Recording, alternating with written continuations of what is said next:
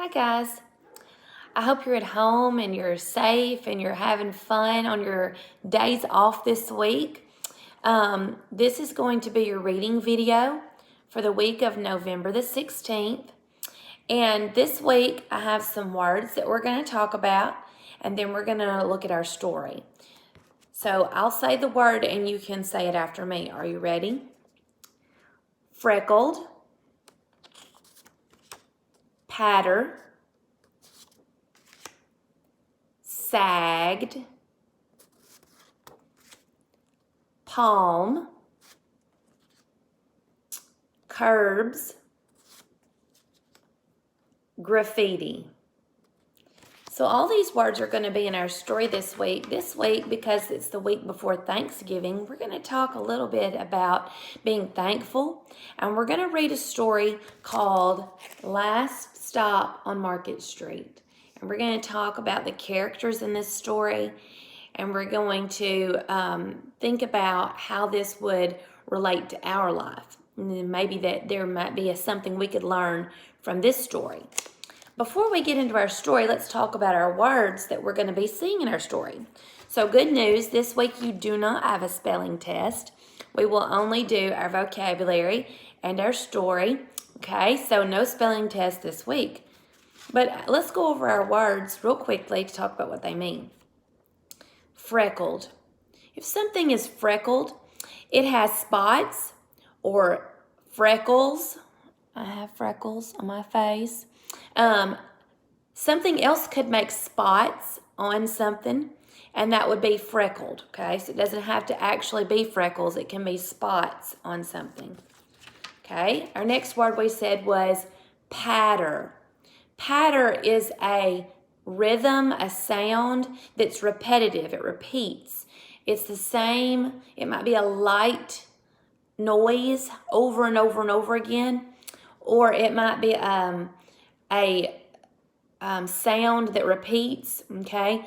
Like the patter of rain on your window at night when you're trying to sleep. Just that constant little noise of that rain hitting your window.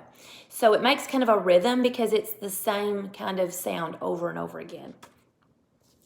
Our next word was sagged. If something's sagged, that means it drops or hangs lower than it should be, okay? So a curtain might sag, might hang off the window, okay? Palm. This is part of your hand. It's your palm is the underneath side between your fingers and your wrist. This is your palm, so the palm of your hand. Our next word was curbs. Curbs are boundaries that kind of make a border around something or an outline. A lot of times if they are on the edge of a street, a curb can be made of concrete or some type of cement. And so it keeps things out. It's like a boundary. And your last word was graffiti. Graffiti is any kind of marks or writing on a wall on a public building or a public place. Usually it's done with paint or most times spray paint. So you might see these words or letters or pictures drawn in a big city on the side of a building, or you might see graffiti on the side of a train car. If I'm sitting at the railroad tracks and a train is passing by, a lot of times the cars will have graffiti painted on them. So graffiti. So our story this week is a story called Last Stop on Market Street. And if you can tell by looking at the cover of the book, we have some characters here standing, waiting. Here's a sign that has a bus on the sign, and there's a bus. So last stop makes me think they're at a bus stop, and they're probably going to be taking a trip on a bus somewhere. And last stop means maybe they're going to be the last ones to get off.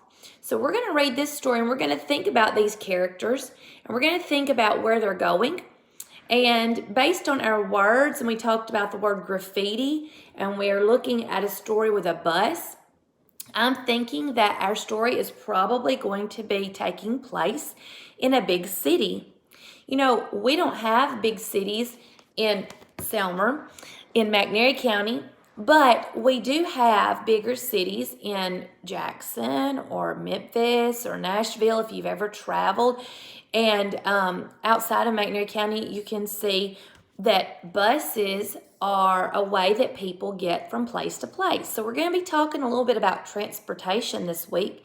And if you're in a larger city, a lot of times people use other kinds of transportation to get from place to place rather than driving a car.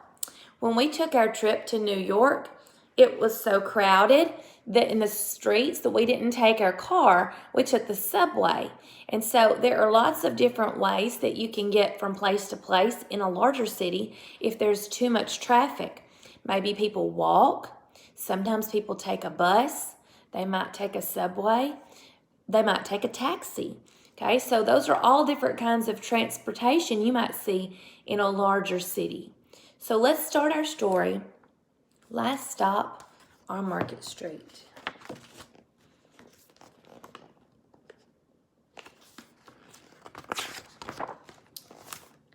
CJ pushed through the church doors, skipped down the steps. Then outside, the air smelled like freedom, but also smelled like rain, which freckled CJ's shirt and dripped down his nose. There's that word, freckled. The rain freckled his shirt, so it spotted his shirt up. He ducked under his Nana's umbrella, saying, "How come we gotta wait for the bus in all this wet?" "Trees get thirsty too," said Nana. "Don't you see that big one drinking through a straw?" CJ looked for a long time, but he never saw a straw. What did Nana mean when she said, "Trees get thirsty too"? They don't drink from a straw, right? I think Nana was talking about, plants need water, don't they, to grow. And so she was kind of comparing that to a person getting thirsty. From the bus stop, we watched the water pool on flower petals. We watched rain patter against the windshield of a nearby car. His friend Colby climbed in, gave CJ a wave, and drove off with his dad. "Nana, how come we don't got a car?"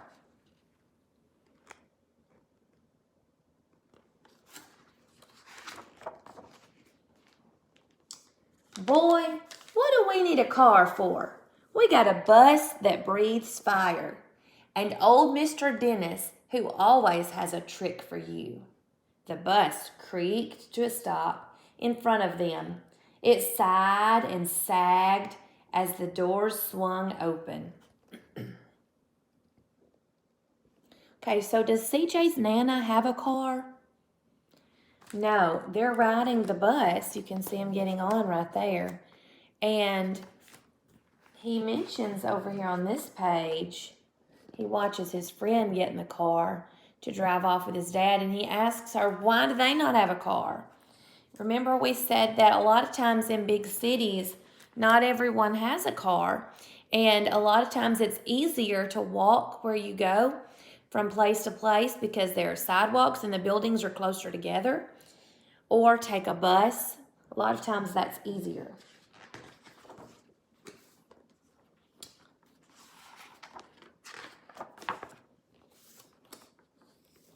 "What's that I see?" Mr. Dennis asked. He pulled a coin from behind CJ's ear and placed it in his palm. Nana laughed her deep laugh and pushed CJ along. They sat right up front. The man across the way was tuning a guitar. An old woman with curlers had butterflies in a jar. Nana gave everyone a great big smile and a good afternoon. She made sure CJ did the same.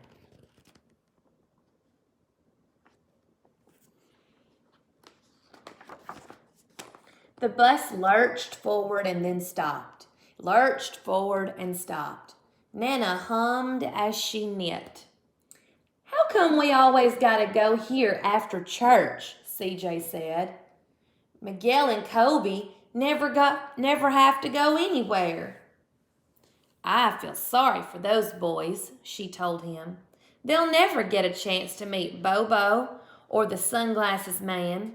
And I hear Trixie got herself a brand new hat. CJ stared out the window, feeling sorry for himself. He watched cars zip by on either side. He watched a group of boys hop curbs on bikes. Why do you think Nana feels sorry for Miguel and Kobe? Think about CJ. And I don't think he feels like it's very important where they're going, does he? He doesn't seem very interested. As we think about what he said to Nana, he's kind of complaining, isn't he? He's complained about not having a car. He's complained about having to go places after church. He says his friends Miguel and Kobe never have to go anywhere. Why do you think Nana feels sorry for Miguel and Kobe? I think she knows what they're missing out on. She knows that where they're going, where she's taking CJ is important, and CJ's going to learn some things. And Miguel and Kobe are not going to get to experience that because they don't ever get to go. So we're going to see where they're going in just a second. They're getting to meet all kinds of different people. A man climbed aboard with a spotted dog. CJ gave up his seat. How come that man can't see? Boy, what do you know about seeing? Nana told him. Some people watch the world with their ears. That's a fact. Their noses too, said the man, sniffing the air. That's a mighty fine perfume you're wearing today, ma'am. Nana squeezed the man's hand and laughed her deep laugh. Now, how can you see with your ears and your nose? What do you think? What are you thinking? How can you see with your ears and your nose? You know, if you're blind, you have to use your other senses, don't you? The things that you hear, the things that you smell, it tells you what's happening around you. And so this man with the cane and the dog, he's blind. So he has to use his ears and his nose to figure out where he's at and the things that are around him.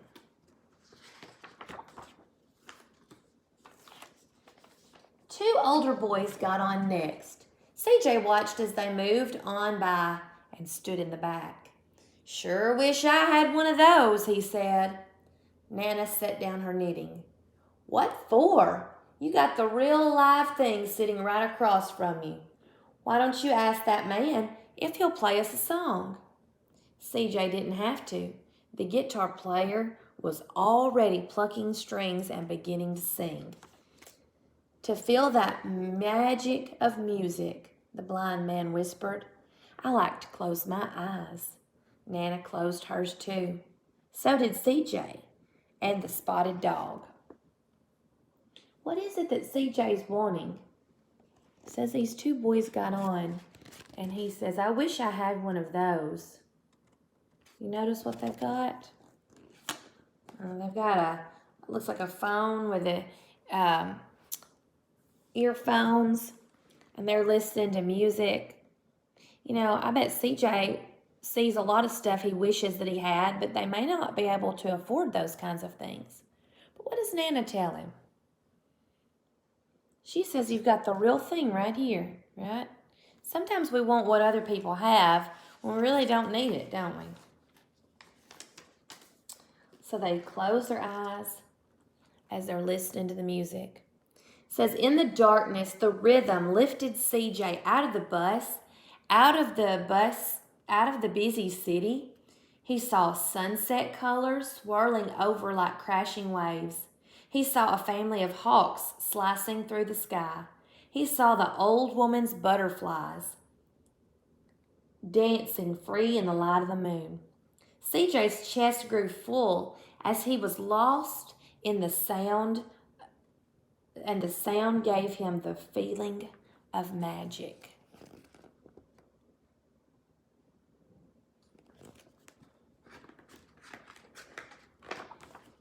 The song ended, and CJ opened his eyes. Everyone on the bus clapped, even the boys in the back. Nana glanced at the coin in CJ's palm. CJ dropped it in the man's hat. Where did the rhythm of the guitar take CJ? Did you notice? The blind man told him to feel the magic of the music. He said, I like to close my eyes. So they closed their eyes. Where did it take CJ? Out of the bus, out of the city, up into the sky. Did it really take him somewhere? Was CJ really going somewhere else? No. It made him feel like he was in another place. The music gave him this feeling, and in his mind, he was visualizing. Do you remember when we talked about visualizing? When you make a picture in your mind of something? So he was picturing in his mind all of these things that he was hearing and seeing. And he took his coin and he dropped it in the music man's hat. You know, sometimes when you see people playing the guitar on the street, they have their hat and you put money in their hat. Last stop on Market Street, Mr. Dennis called. CJ looked around as he stepped off the bus. Crumbling sidewalks and broken down doors, graffiti tagged windows, and boarded up stores. He reached for Nana's hand. How come it's always so dirty over here? She smiled and pointed to the sky. Sometimes when you're surrounded by dirt, CJ, you're a better witness for what's beautiful. Why do you think the neighborhood where they're going is so dirty? We think. I bet it's a poor town, don't you think? If they don't have a lot of money, maybe. And they get the graffiti on the walls. They're not taken care of very well. CJ saw the perfect rainbow arching over their soup kitchen. He wondered how his Nana always found beautiful whenever he never even thought to look. So his Nana is trying to teach him to look around and see the good, right? He was complaining about being in a dirty part of town and this broken lights and graffiti on the walls, and he was complaining because they had to go there. And she said, look around and you'll see the beauty. And she noticed the rainbow.